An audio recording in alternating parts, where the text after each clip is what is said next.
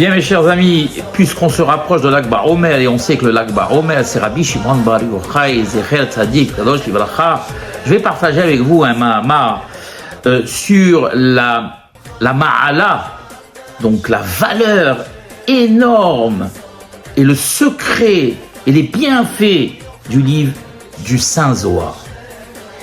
Vous savez que le ikar de la venue de Rabbi Shimon Bar Yochai dans ce monde et aussi le fait que son srout à Rabbi Shimon Bar Yochai a surpassé tous les autres Tanaïm, Kdoshim, sans aucun doute, nous dit ici le Haram, c'est parce qu'il a réussi à dévoiler le côté secret de la Torah.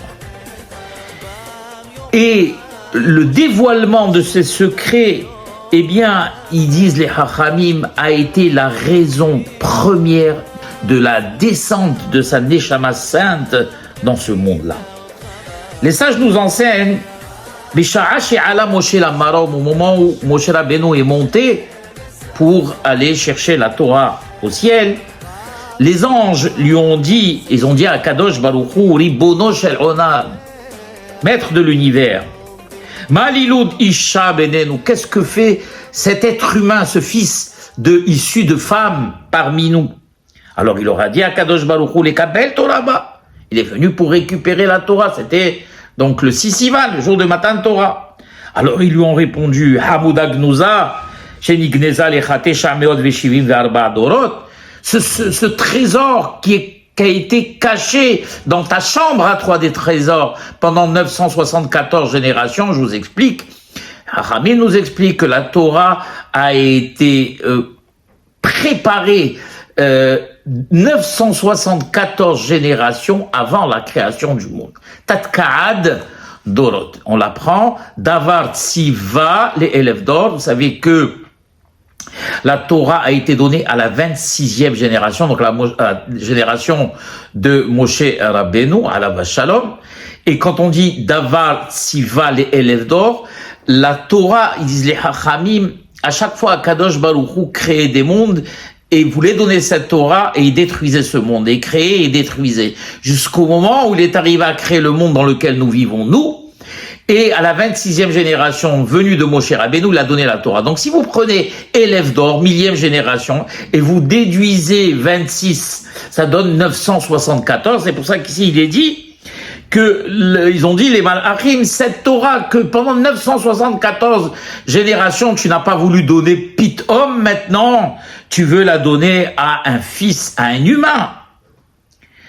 Alors, qu'est-ce que nous explique en réalité les Hachamim? C'est que les Malachim n'avaient rien contre le fait que Moshe Rabbeinu descende, on va dire, la partie exotérique de la Torah, donc le Pshat, la Torah telle que nous la lisons, n'est-ce pas? Ce qu'ils ne voulaient pas, par contre, c'est que le côté ésotérique, donc le sod de la Torah, lui, descende vers l'humanité. Ça, pour eux, c'était un problème. Et donc, les Malachim ont tout fait pour empêcher, justement, et comme ils savaient que la Torah du Sod avait été réservée à Rabbi Shimon Bar Yochai, donc ils ont tout fait pour empêcher la descente de la Neshama, Mehila, de Rabbi Shimon Bar Yochai sur terre.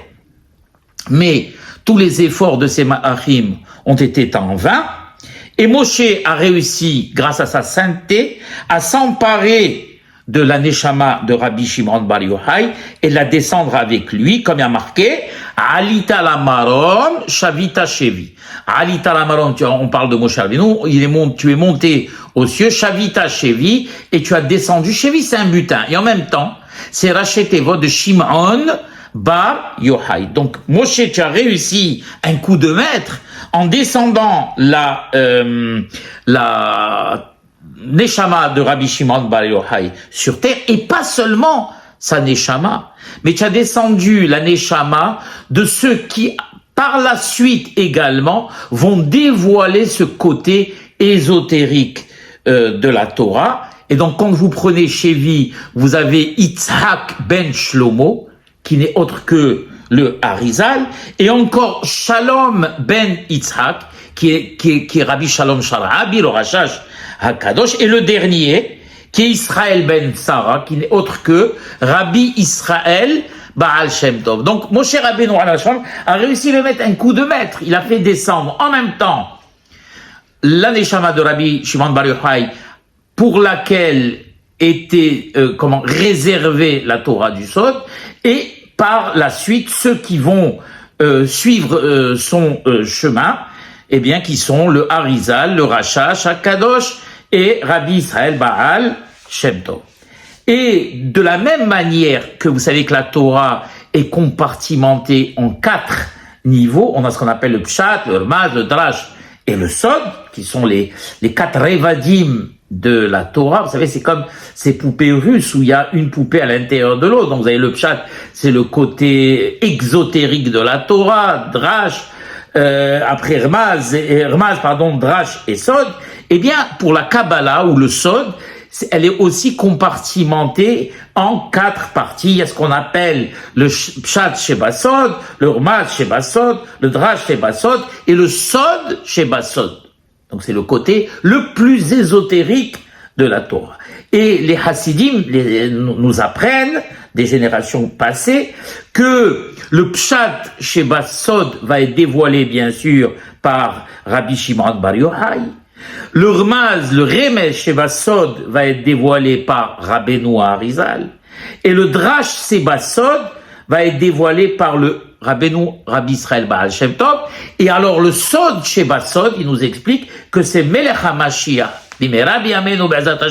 qui lui nous dévoilera aussi cette partie, la partie la plus secrète de la Torah.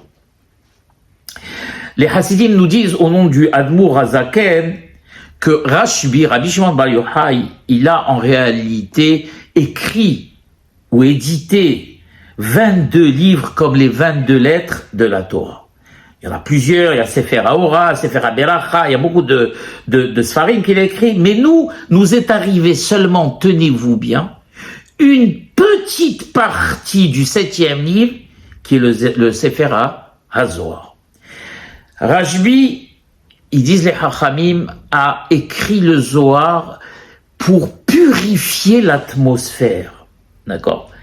Et grâce à cela, grâce au Zohar, il a fait beaucoup de bien à tout juif, où qu'il se trouve, car malheureusement on sait combien le monde et l'air dans lequel nous vivons est pollué. Je ne parle pas que de pollution telle qu'on l'entend aujourd'hui, mais de pollution spirituelle. Et cette pollution spirituelle agit malheureusement sur les âmes de nos frères et sœurs. Chacun, bien sûr, selon son niveau spirituel, plus le niveau est bas, et plus cette pollution agit malheureusement en mal. Mais grâce à l'étude ou à la lecture du livre du Zohar, eh bien, il nous explique que l'air est purifié. Comme il y a marqué, chez la Lashon HaZohar HaKadosh hu mesugal hanshama av she'eno mevin klal ma she'omer, que quelqu'un qui lit le Zohar, eh bien, même si lui ne comprend pas ce qu'il lit, sa neshama, elle, comprend et ça lui fait beaucoup de bien. Kemashal idia nichnas le hanut shel bosem, quand quelqu'un qui rentre dans une parfumerie, n'est-ce pas?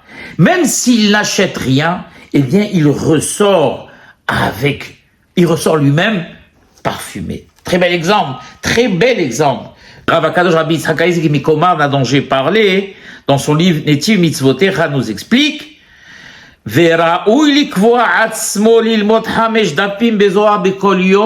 important de fixer, d'apprendre 5 pages de Zohar chaque jour.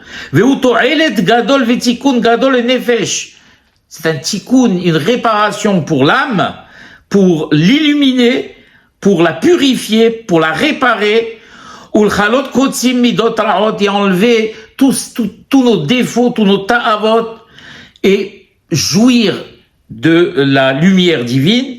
Et c'est un pansement, c'est un remède contre les fautes que nous commettons, que l'âme commet, comme a écrit Maharan Harizal, Tikkun le Baal Tshuva sheomar hamisha dapim zohar o tikkunim bechol yom. Quelqu'un qui a fait Tshuva doit lire au moins 5 pages du Zohar ou les tikkunim Zohar chaque jour. Et nous dit Rabbi Shlomo Radomask dans son livre Tiferet Shlomo, Uschruto sharashbi omed lanu liot le'ezel echol habayim. Et grâce au shrut de Rabbi Shimon Bar Yochai, tous ceux qui veulent se purifier seront aidés par lui-même. Asher beshem hasidi krai zacher nishmato al yedei limud hazohar hakadosh. Que sa neshama va se purifier par l'étude du Saint Zohar. Vezo haremes berachet tevot bapasuk ragle hasida vishmor. Vous savez qu'il y a dans Shmuel il dit que les pieds ou les pieds de ces hasidim akadosh baruch hu protègent, n'est-ce pas?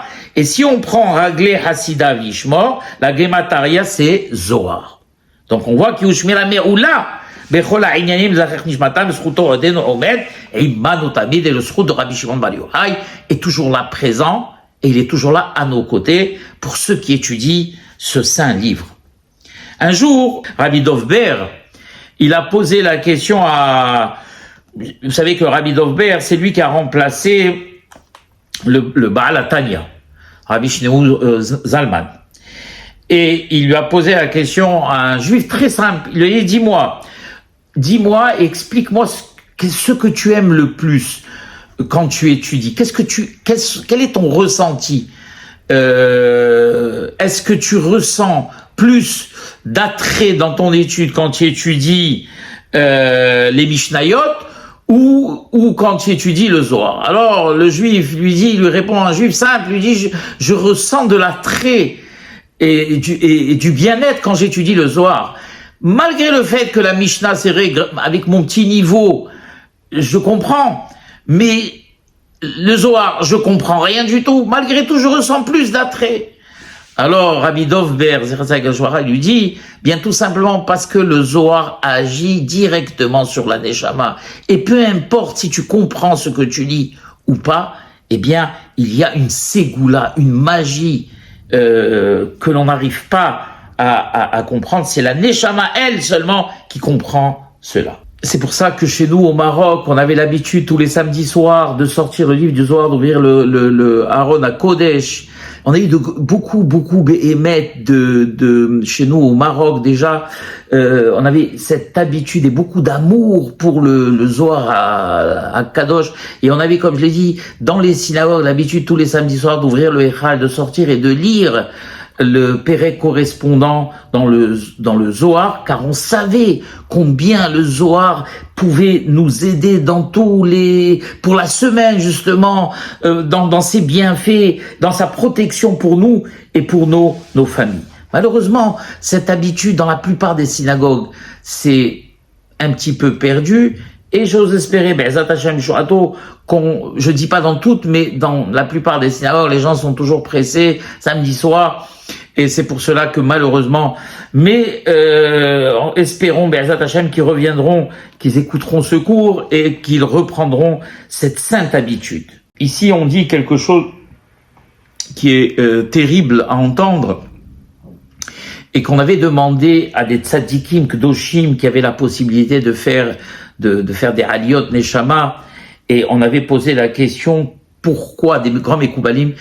Quelle a été la raison pour laquelle les Juifs du Mizrach, donc des pays arabes et des pays d'Orient, ont été épargnés par la Shoah? Alors la réponse unanime, c'est que justement parce qu'ils aimaient le livre du Zohar, ils avaient cette tradition d'amour pour le Zohar, et c'est pour ça qu'ils ont eu cette protection. Bien sûr, ce n'est pas la réponse, mais on peut croire que peut-être aussi cela a été d'un grand secours. Et c'est pour ça qu'il nous dit ici le Hacham, malheureusement dans les temps et par les temps qui courent, avec toutes ces guerres et tout ce que le peuple d'Israël vit, on doit redoubler justement dans l'étude du Zohar, dans la lecture du Zohar, même si on ne comprend pas, consacrer un peu de temps dans la semaine, dans la journée, justement, pour que la personne s'imprègne de cette sainteté et que ça amène, même s'il ne comprend pas, la protection pour lui et pour sa famille.